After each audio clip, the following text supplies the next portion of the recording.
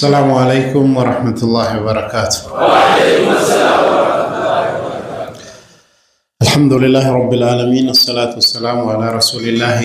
بيجرينيا دنيا كن قرماتا هدو قبتي لفا دوابك قرمان ننجر قد ربي ننومني إنما إلمنا ما كان قرمات قرماني كان شانا جرتي نفسيا جرتي كور منافقا جرا كان نموت أددا كان هند كيس جهه كل لنان جنة سينو سادر بربادا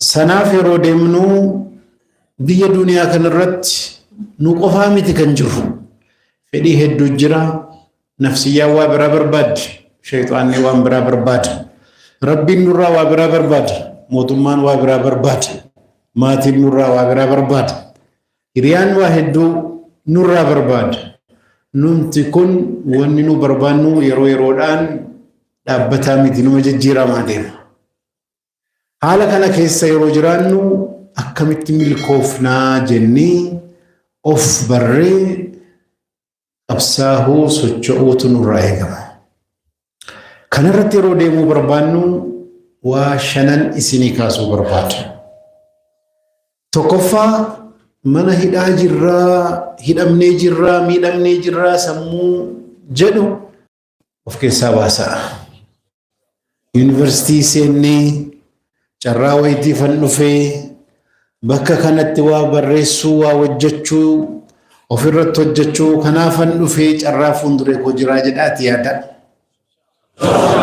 يوسن ياني اسم من هدا سينتني من هدام مويو اسم كيس سيني لما كسرتو غنما غلغل واي هدامو أكملت نسيبها هدامي أكنت إيقفتانان من هدا كان أتوتم فيدمين اسم جلا قبتا سينا كيستي نموت غرغدا سينا جرى يولالتن فكينياف سير علامة النبلاء جنان إمام الذهبين كتاب برسني ولالتن نموت هدو واي سينا جرى دبتني استد التي إنهم برتي كرائي مال برس جلني سجنهم واي هدا ساجنه نما هدو دا سينا كيست ور هدامي سينا كيست هدامون سينا سيرون دبتمو توك مالي هدامي استد هدامي كنجر نما هدو رترغتو أما كنما توكوتي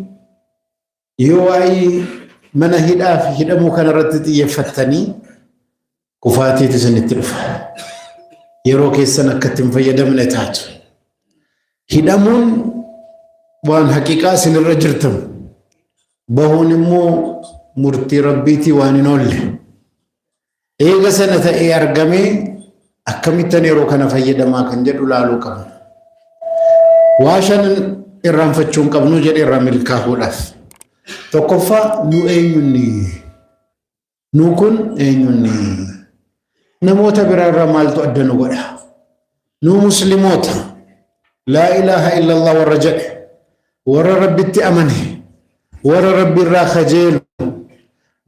rabbiirraa kajeelu qofatun ta'in biyya duniyaa kanarratti warra qormaanni akka jiru beeku qormaata sanas injifannoodhaan akka keessa bahuudhaa warra qophaa'e ta'uu of barre eega sana ta'ee eenyummaan keenyaaf eenyummaan nama biraa adda nu adda kan godhu laa ilaaha illallah jechuu keenya laa ilaaha illallah gaafa jennee miseensa diinii kanaa taanu eenyummaan keenya inni guddaan duniyaattis akhiraattis qabriittis bakka hundattuu kan ittiin milkoofnu kan ittiin najaabaanu eenyummaa diinii keenyaati isa dagachuun qabnu nu muslima dhuguma muslima qofas miti oromoodhas yookaan saba biraatis lammii Itoophiyaatis sirreeffamtootas waa hedduudhaan kun garuu inni guddaan rabbiin biratti kan nu milkeessu muslimummaa islaamummaa keenyaa wal qabatee jiru لما فهم البربانا وهم بربانو كان دوغادا اللي بيكنا همم بيكنا كان جدو كان لا لو قبنا yoo amma mana hidhaatii baane maal hojjenna har'a yaadneetti qophaa'uu qabu. Namoonni hedduun as dhufuu keessanitti gaabbaa jirtu. Rabbiin khayrii dalaga waa hedduu keessatti.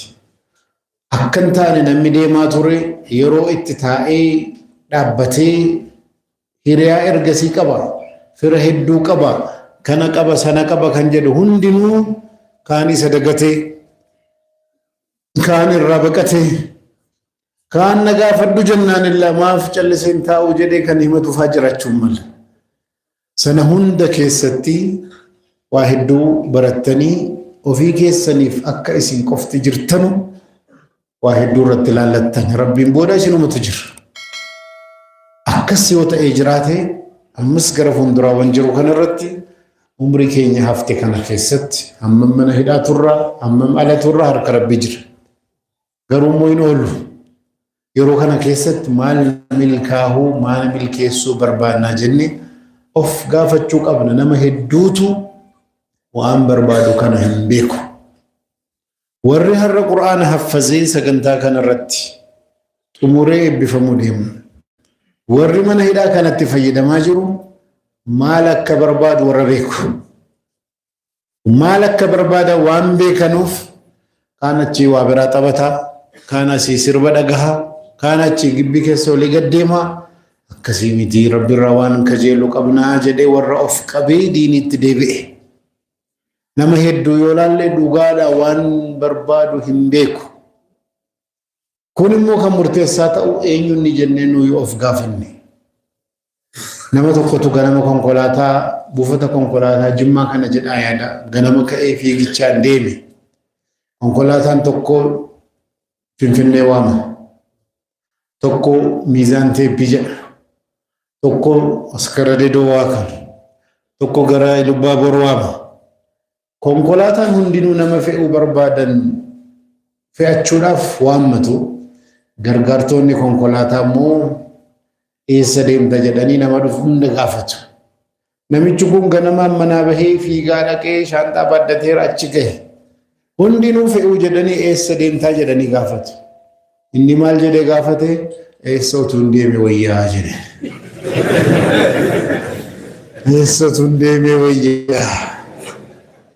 Inni tokko maal jedheeni? Eessa utuu hin deeme wayyaa? Eessa hin deema jettee manaa baatee jedhe. Inni kaan immoo hojii qabnee jirraa maa nutti qoostaa jedha. Inni kaan immoo namichi kun sammuun isaa sirriin fakkaatu jedha. Achumaan namichi kun konkolaataa Miizaan deemu keessa seenee deeme. Konkolaataa kamiin otuu deemee sirrii ta'a namichi kanaaf? Namni deebisuu danda'u jira?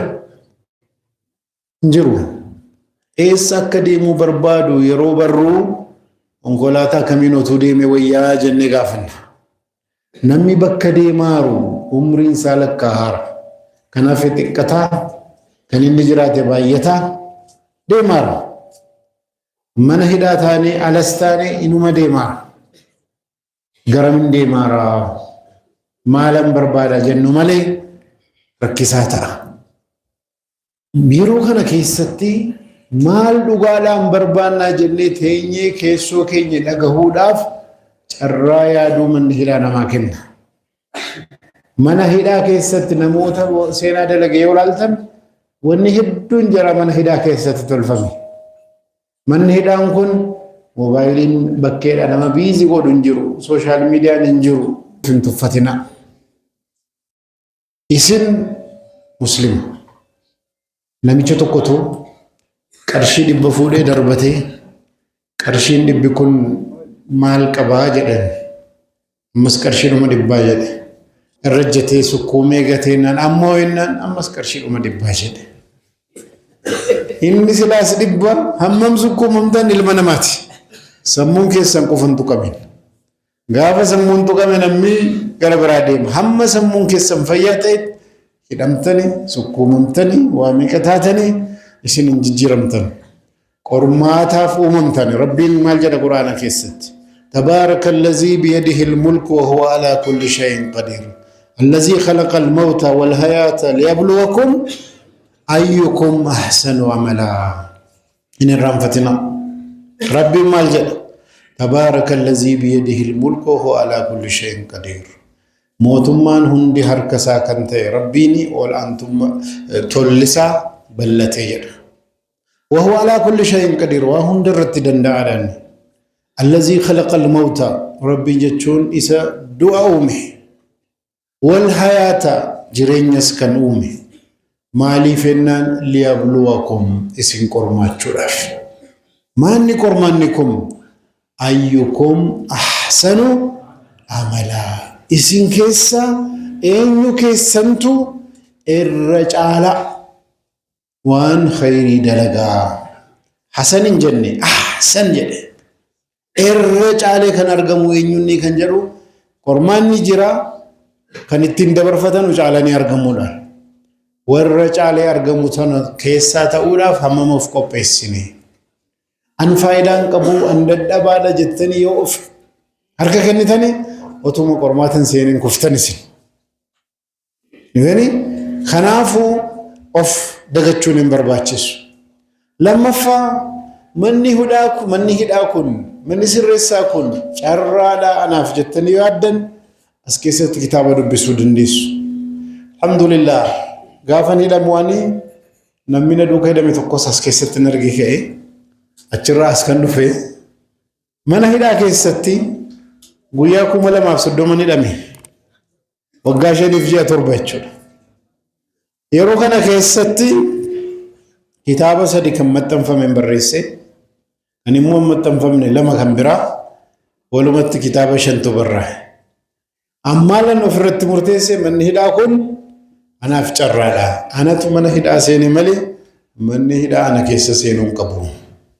واي هيدا موكو فيو أنت أيادي أساران كان جالون جير أنا أفهمان أكملتن أفججيرا أكملتن دبسا أكملتن بريسا أكملتن غدا أما هم تاي بلسمان جرا برسنا بلسمان جرو مال ويا فرتما دبوكا شلنا ما إبا فتروبات ما تاني بولي جتني ما نتوقع كيس دبلا ما فتروبات ما تري دبلا ما فتروبات ما غنرا ويا فرتما دبوكا رفت دبوكا مالني لفتنا مي دوغدان تيسونغو توكو غرا كنا غرا توكو غرا سنا غرا فراشي توكو رتي مني غوزه غارا ونونما قرقرو داغ دينمتي تشابو ومن أكا بشننو أكا واحد أيادن جدامي كوبان بنامي قديفم تلفزيون كان خيسة تايان وابرسو دندا إندندا وخنا فمان ساعتي لمرت طرفان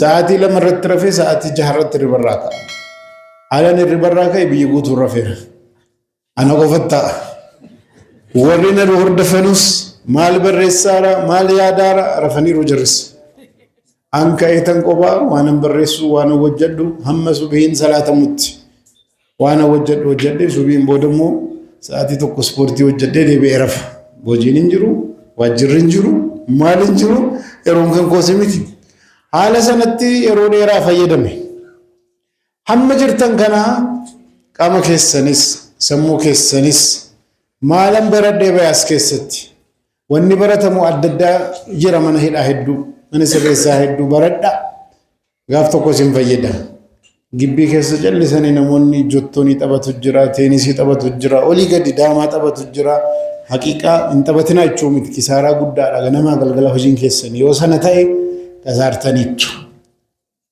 سبورتي سوجدا ورّي أمارف برّيسو دبسون دنديني بردا ورّي أفان إنجلفان دنديني بردا ورّي قرآن قراتن حفظا ورّي حفظا جرتن هيكا تفسيرا بردا نفس تفسيرا نمي قراسيسي وربا أفان بيكتنون دبسا وفرت وجدا من برم سايو جراتي بردا ورّي برتن مو نموتا كام فيدا يارني كيسن يوسر راهي واحد دلقو دنديسو تكفى مال جنة نو إنيو جنة لما فمال بربان ناجنة سدفامو أي سجرا بك بربان نسنرا بك جهو بربان نرا همم فجوجرا كنجرو كنا أوف مدالا نمي وان الرجل إلى لملة هنكنا صبرون دندو هنكنا الرجل مالني maalan sirreeffachuu qaba hamma min irraa fagoo jira bakka gahuu barbaadu irraa jettanii of madaaluun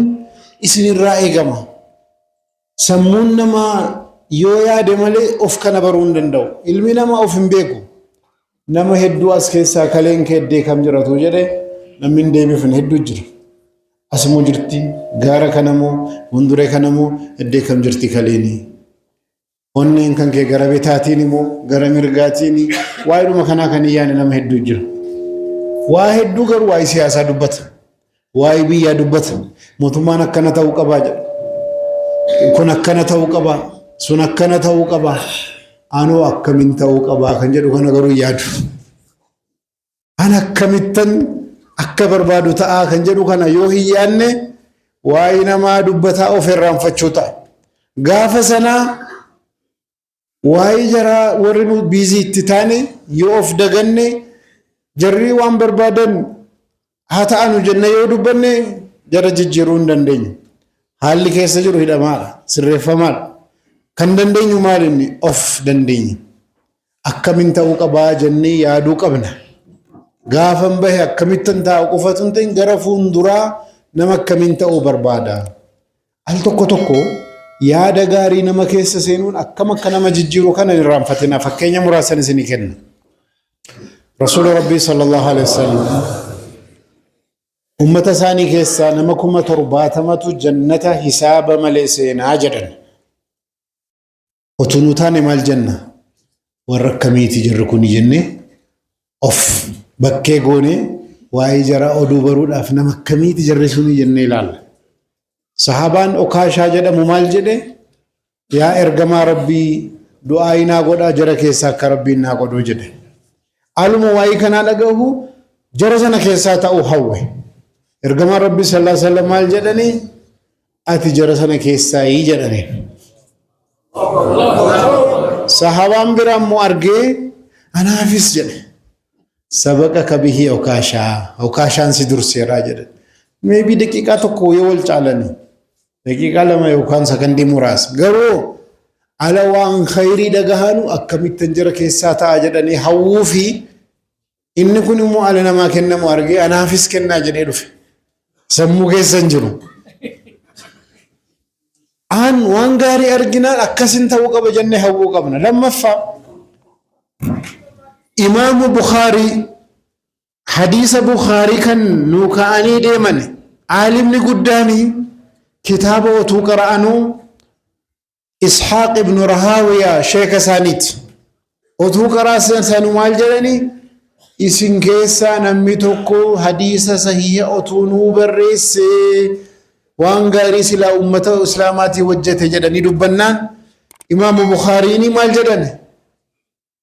Yaadni sun sahiha al-Bukhaarii barreessuun haaluma sana sammuu kootti dhufte yaadni suni. Mana fudhee galeetan waa'ee sanaa yaaduu jalqabe. Achumaan anumatu barreessuu qabaa jedhee ofirratti murteessee jedha. Dhumarrattis akkuma isin beektanu akkuma jedhan sana ta'an. Imaamu Shaafi'iin yoo fudhattan Shaafi'iin dura nama walaloo barreessu turan. Walaloo barreessanii nama wayitii walaloo kana naa dubbisaa meelaa naa dhageeffadhaa jedhan. Walaloo kana namichi dhagahee maal jedhanii an walaloo kana keessatti jabina sammuu keen argee otuu karaa fikiitti bobbaate akkam akka taatu yaadaa ture jedhee namichi. Achumaan Imaamu Shaafi'iin walaloo barreessuu irraa dhiisanii gara kitaaba qara'utti galanii booda fiqhiidhaan egaa bahara ta'anii islaamummaa keessatti namoota miliyoonaan lakkaawwamu amma hadhaa Imaamu Shaafi'ii hordofa mazhaba Shaafi'ii jennaan. Dura nama walaloo barreessuudhaaf of qopheessanii turan. Akkasumas immoo nama biyya Turkii kana bane Muhammad al-Fatih jedhamu ture. Muhammad al-Fatih darasaa kitaaba qara'u ture. Otuma kitaaba qara'u hadiisa Rasuula Rabbii sallallahu alaihi wasallam Qosxinxiiniyaa biyya jedhamtu yookaan amma biyya Turkii jedhamtu kana mootummaa Islaamaa jala galtii. Namni biyya kana banu ni'mal amiiru amiiruhaa wa ni'mal jeeshuhaa jedhanii dubbatan. Hadiisa kana dhagahee sahaabaa hedduutu yaalii godhe. Waggaa 700 yaalii godhame to'achuudhaaf hin danda'amne. Otuma kitaaba kana garaanu Muhammad al-Faatih maal jedhe? Nama akkamiitii maafi namni kun guutuun dadhabe kan jedhu qiraati irra totuu qaraanu sheekni maal jedhani? Maafi ati hin taane jedhaniin. Inni nama biraa barbaadaara. Maafi ati hin taane jennaan an ta'uu yaadni kun na keessa dhufe jedhe. Achiin booda maali? Waggaa 700 guutuu maaliif warri na dura dursan dadhabani jedhe qorachuutti seene. Warri yaalii godhe guutuu maaliif kufe? Rakkina jaraa eega bareen booda itti qophaa'ee karoorfatee Muhammad al-Faatih waan kana milkeesse. Namni tokko yaada tokko sammuu isaa keessa gaafa seene annan ta'a jedhee yaade gargaarsi Rabbiis duukaa jira. Maaliifi Rasuul Rabbii sallallahu alaihi wasallam maal jedhan? Rabbiin hadiisa al-Qudsi irratti ana inda zanni abdii bii garbicha kan koo bakka na yaadatti nan argama jedhan. Rabbii jedhee jedhan Rasuul Rabbii sallallahu alaihi wasallam. Rabbiin kana naa milkeessa jenne yoo tattaaffanne yoo qabsoofne jijjiiraman dhufa. Sulamee qalakkoofne 3 afraffaan bakka jirurraa akkamitti bakka barbaannu sana geenya. Bakka jirurraa bakka gahuu barbaannu sana akkamitti geenyaa kan jedhu as keessatti waa lama jira. Tokkoffaa maal wajjannee bakka barbaannu sana geenya. Lammaffaa immoo maal wajjachuurraa of qabnee bakka sana geenya. Kan wajjachuu qabnu bakka sana akka nuun gahuufi. Kan immoo irraa of qabuu qabnu bakka sana gahuurraa akka nuun hambifneef. Waan of qabuu qabnu jira. Waan immoo gochuu qabnu jira. Shanaffaan immoo mallattoon milkaa'uu keenya maali? Maaliin madaalama milkiin keenya? Itti dhiyaachuun keenya mallattoon isaa maali? Karaa sirriirra jiraachuun keenya mallattoon isaa maali kan jedhu kana ilaalamaa jechuudha. Diinii Islaamaa keessatti Rabbiin Qur'aana keessatti namni tokko sadarkaa wayii darajaa wayii argachuudhaaf maaltu irraa argamaa eegamaa yoo jettan ilaaltanii Qur'aana keessatti waan 4-5 Rabbiin nu kaa'eera. As haalli amma jirtan laalcha namaatti tokko yakka dalagdanii dhuftanii jedhamee kan isinitti murtaa'ee jira. Kan immoo Rabbiin beeku dogoggoraanis nan miidhame jira. Sababni isaa kamuunuu haa ta'u. Isin ilma namaatii gadi baatanii ofis fayyadanii biyyas fayyadanii diinii Rabbii kanaatiif jijjiiramaa sababa taatanii sadarkaa wayii irratti argamuun isinirraa eegama. Waan xixiqqaan hawwina. Waan gadi aanaa sammuu keessan galchina. Wanni isin qabdan guddaan sammuu keessan kana. Sammuun keessan mana fincaanii ummataa ta'uu hin qabu. Mana fincaanii ummataa beektuu bakka adda addaatti. Karaa daarii banamaa bakka tokko saantimni utuu hin kaffaliin namni itti seenee fincaanii baha. Bakka tokko immoo kafalamee fincaamee bahama. Mana fincaanii ummataa ta'uu hin qabu. Yaadni abbaa argee isin irratti dhufee sammuu keessan keessa seenuu hin qabu. Bakka wayii gaafa gahuu barbaaddan yaada isin milkeessu. Yaada gara fuulduraatti isin ceesisu. Yaada bakka isin deemuudhaa yaaddan isin gahu qofati isin keessa seenuu qabu. Yeroo waan dhumeef akkamitti sadarkaan argamaa kan jedhu kanan gabaabsee dubbadhee xumur. Rabbiin Qur'aana keessatti darajaatu jedhee dubbata. Darajaa yookaan raank sadarkaa wayii gahuudhaaf maali inni jennaan? يرفع الله الذين آمنوا منكم الذين أوتوا العلم درجات أسكيستي ولا مجر تقفى إيمانا كان دبتمي لما فابيكم صدركا وهرقه لا في إيماني واجبه يو إيمان نجرات مالي نمي تقو ملكا هندندو مكينا وي نمي تقو كيسة تاي موتر رامسي فرين الرجتي إجي فرين هركسي naa cunqursaa yoo jedhe hindeemu namichi keessoo isaarraa kan qollafee jiru banuu qaba. Qulfiin sun banamuu malee daawaan itti godhame warri mana sirreessaatti manu malee hin ta'u. imaanni keessan banamuu qaba bakka wayii gahuudhaaf keessarraa madduu qaba tokko. Lammaffaan maalinni beekumsa barbaada. Miti lama jenne miti. Sadaffaan maalinni sadaffaan hojii barbaada. Of qabanii qara'uu, rakkatanii keessa dabarfachuu, dubbisuu, qara'uu, haffazuu, yaalii gochuu barbaada. Rabbiin maal jedha? ولكل درجات مما عملوا هندو مجراتيف درجة قبو وان وجتني الرح وجيد أول قبت درجان وجي مالنجرو مدي إني كان إما مالني قبصو برباد وفرت قبصاه برباد يرو في سرت فيدمو الأف قبصاه برباد حالات دداتين قبصوف نمالي لفدوان نفو منامان وارجيني غنا مالكاني لفرعولون جرا انجرو لما تكو هوا سالة فترقو بربادا وانك كان انجرو بي دنيا تتافتني وجتني قبساواني بكوي الرقهما اكسقه لافيو قبسافتني مالي انجرو ين هنافو مالني وفي الرتس قبساو الشيطان الرتس قبساهو واني سركسو adda bakka gahuu barbaada waan isin hambisu irratti qabsaa'uu barbaachisa yoo sana gootanii bakka barbaadan hin geessu